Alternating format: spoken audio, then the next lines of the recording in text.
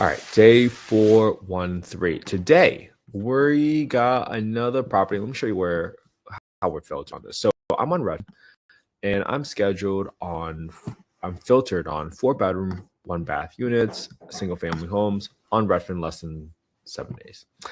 And the reason I'm looking for 4-bedroom properties today in Birmingham is because we're adding to our comparable sales list for the BRRRR strategy. Okay. The BRRRR strategy stands for buy, rehab, rent, refinance, and repeat. And if you've been following some of our lives, right, this might be a little repetitive, but this is how we stay consistent.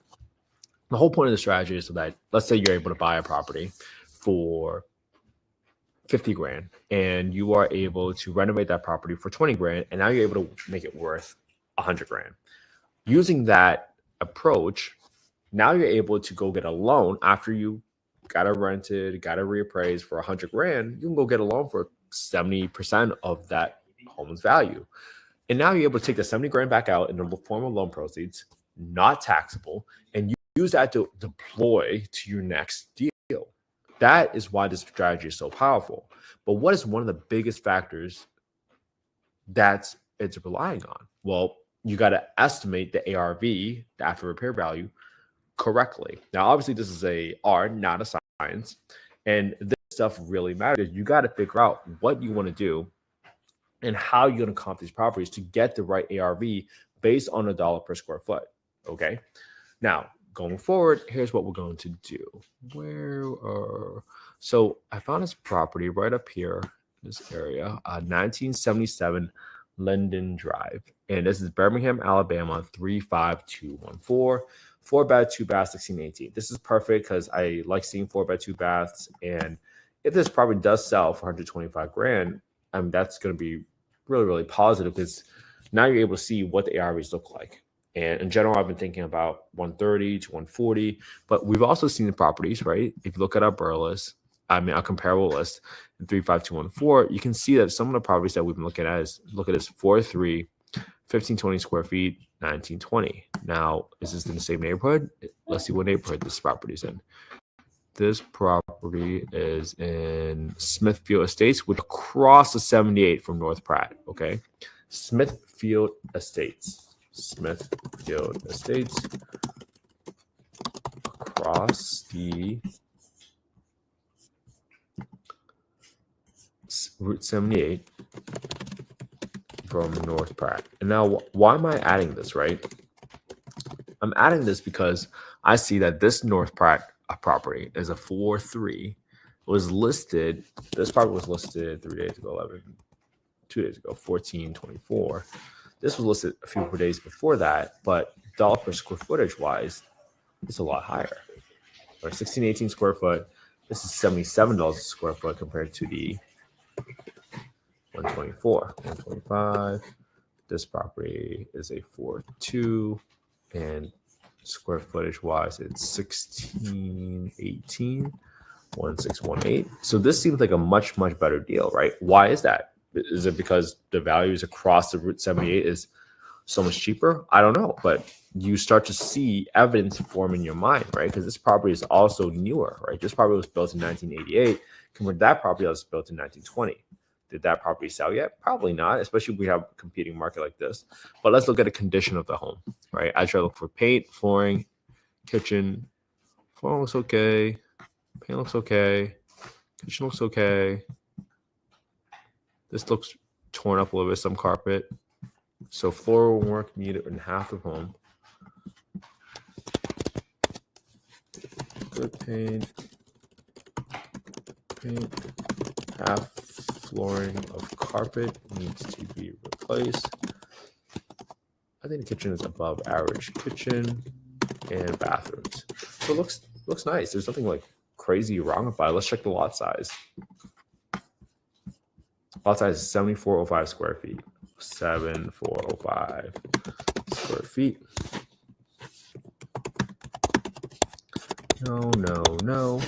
So now that I got this property in here, I'm now going to be paying really close attention to these two properties, right? If this property is a 4.3, doesn't sell, and this one moves out the market, I mean, essentially this property will bring down the comparable values in this market from 124 to 77. So if I'm ever burning a property, guess what? An appraiser third-party appraiser that's looking for the ARV to give me an appraisal on the loan that I'll be taking out to BRRRR it, they're going to be relying on this property if it sells. So that's a huge risk, right? That's why you got to stay on top of what's happening in the market, what properties are being listed for, and what they're selling for. So no longer am I just looking at properties that have been sold by zip code, which I've been tracking already. Now I'm starting to look at the properties that are coming onto the market and seeing what they're being listed for, and ultimately tracking until they actually get sold. So this is going to just be a great detail for me, so that, again, I'm just learning the market a little bit more every day. Now, if we were to analyze this deal, let's see what the numbers look like. So this property is listed for 125 grand. The renovations and furnishing is going to be half the flooring. So I'm going to go to my rehab calculator spreadsheet and replace 2 of the toilets with high pressure flush toilets, just so I can avoid any clogged toilet costs. I'm going to assume I do repaint maybe 1618 divided by 2. Repaint half the home because it looks a little dirty in one of them. And we'll assume that I need to change the flooring on half the home. It was 1618 divided by 2. So that took care of a lot of carpeting work. Got $5 for some landscaping, and I got about $1,500 for the roof. So that gives me a total repair value of 14 grand roughly for the entire thing, which is not bad. Now, to get my market rents next, I'm going to affordablehousing.com, go to the owner section, go to the market rent estimator, plug in the address, the bedroom count, and you can see right here that the average rent is $1,433 for 25 units within a 3.28 mile radius. Okay, $1,433. So I'll use that rent for now as a very rough estimate. Okay, now for my down payment is 25%. So my down payment here in E19 is going to equal to my listing price times my down payment percentage in F19. I don't have any arrears because that was from yesterday's deal. I don't have any assignment fees because that was from yesterday's off-market deal. And then for my financing amount in K6 is going to equal to my B4 minus my down payment percentage of 31 grand. And let's underwrite this property at 7.25% because interest rates have been going back up a little bit lately. Start date 11/15. Just put in the date here for now. Zero out this other loan right here because we don't have a seller finance note. That was from yesterday's deal. For my property taxes, I'm going to come in right here on the Redfin site, and obviously just double check with your county assessor records before you finalize your deal. Here's the insurance number. It's $97 right here, right? You see it right, this number. Multiply by 1.2 since that's assuming it's a primary residence property. And if I use it as an investment property, chances are I'm going to be paying an additional premium. So that's why I multiply by 1.2 by adding a 20% premium. Okay, I got 10% set aside for maintenance, right? This is for repairs like my roof, my water heater, my HVAC, things I know I'm going to replace in 5, 10, 15, 20 years. So this is money I set aside every single month because it doesn't belong to me, right? This is money I got to set aside to actually execute on the deals and the repairs in the future that I expect. 10% for property management, which is what I'm quoted on right now in this market, and 5% for vacancy. So if you're able to rent this property out as a 4-bedroom for $433, you would cash for $159 a month, and that would be a cash-on-cash return of 3.9%. Assuming you can buy this property for $125 grand with a $14,000 rehab with a 25% down at 7.25% interest rate. Now let's do 2 scenarios. Let's say I can get this property for cheaper because I'm targeting a 10% cash-on-cash return. Again, not investment advice. Not saying 10% is the magical number. Just simply showing y'all what I'm doing every single day. I'm not soliciting any investments. It's not an investment advice. All right. So if I lower this to 100 grand, what would that do? How about 95 grand? 90 grand. So now I'm able to get my 10% return right here at $90,000. So this tells you, hey, you might be willing to do this deal for 90 grand because now you can achieve your target return of 10%, assuming you can have a $14,000 rehab.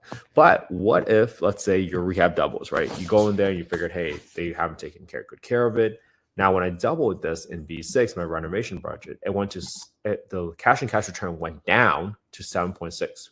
So if that ever happens, right, and you have an inspection contingency, what you would do is run through the numbers, understand what levers you're putting in because of new information that you got. In this case, it might be a contractor that discovered something during inspection, gave you a new bid, and now you realize your renovation has doubled because maybe they found something behind the walls or blah, blah, blah.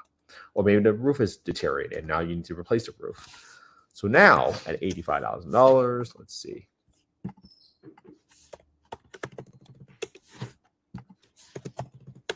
Boom.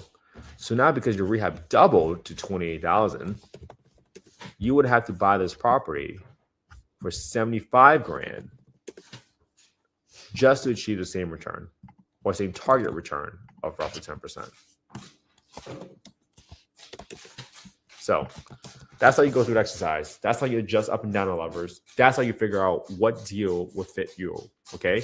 I'm not saying 10% cash to cash return is a magic number. Again, you can decide what fits your appetite the best because in your strategy, right? Because some folks might just say, hey, let me just cash flow break even because I'm in a market where if I buy $1 million property, it's going to appreciate about roughly 5%. That's very speculative. It's very risky, but that's an approach. That's a strategy. And that's what you got to talk to your own investment professional to understand what your risk appetite is and what your strategy is ultimately.